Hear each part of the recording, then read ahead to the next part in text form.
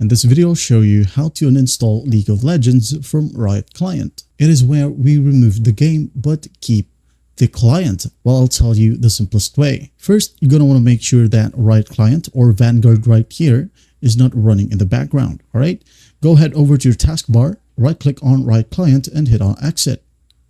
Once that's done, right click on the blank space on your taskbar right here and click on Task Manager. Go ahead and maximize this one.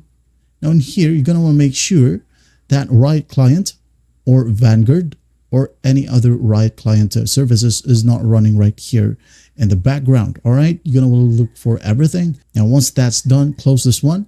Go ahead over to your File Explorer. Then go ahead and go to Local Disk C, as this is where most of your Riot games are installed on default. All right, in here, go ahead over to Riot Games. Click on League of Legends. Right click on it. As you can see here, you'll be able to delete League of Legends from here. Click on delete, and it says here, this folder is too big to recycle. Just hit on yes, so it will just permanently be deleted in your system. Just click on yes, and wait for the process to finish. Once that's done, close this one. All right, go ahead over to Riot Client. Delete this shortcut as well.